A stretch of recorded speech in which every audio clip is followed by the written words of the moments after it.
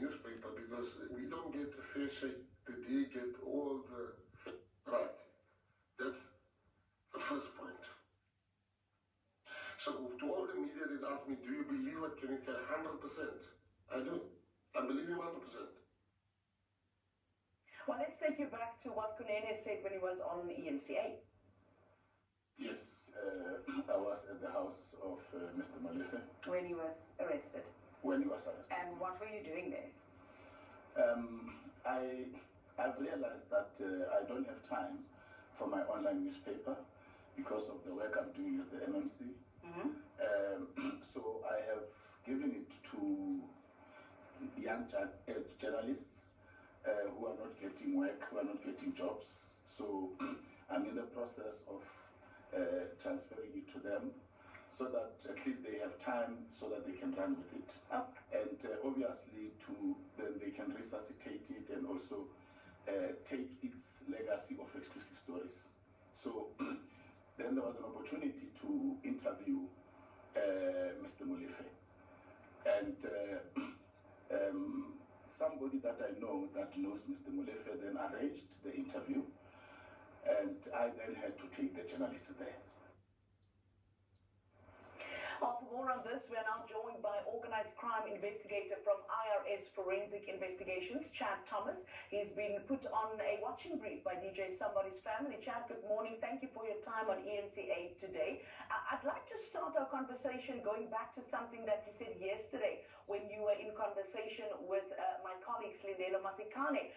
You've hinted, Chad, that there were deliberate efforts to block this case from moving forward. Who was trying to interfere and to whose benefit? Maybe clarify that for us. Good morning, Genevieve, and good morning to the viewers. Look, without going into too much detail, because this is still a case very much in flux and we are expecting more arrests to be made, I had the privilege and the opportunity to meet with the investigation team that made the arrests, and I met with them some months back on behalf of the family, and I then had subsequent meetings with them and the family. And this unit was showing a lot of appetite in respect of the way they had proved their linkages, what they needed to do from an evidentiary perspective, and what the next steps were. And it seems like their efforts were being frustrated by others, perhaps in law enforcement, perhaps within the prosecuting authority, because the issuing of warrants seemed to have been delayed. They had what they believed to be unequivocal, empirical evidence that was able to link multiple suspects to this murder for hire syndicate that had been involved in numerous shootings. And it's really interesting to note that the political killings task team, which was tasked specifically with looking at political killings that emanated out of KZN, were able to do what any good detective unit would do. They followed the leads as the leads took them and where they took them.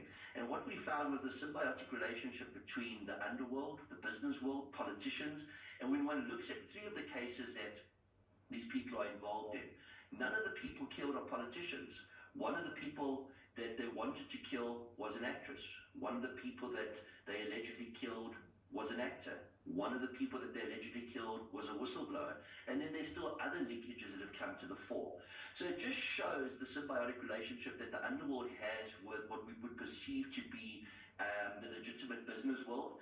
And we see how the use of Izinkabi, the use of these murder for hire syndicates, is no longer just the domain of political killings or wars within the taxi industry, but it become a way of resolving business disputes throughout the country, or any dispute for that matter. It's far easier to use a bullet than to use a summons in a protracted court case. And it's a very sad indictment on our country. But what's positive and what's very heartening is the fact that this police unit did what they swore to do. They upheld the Constitution, they investigated without fear or favor.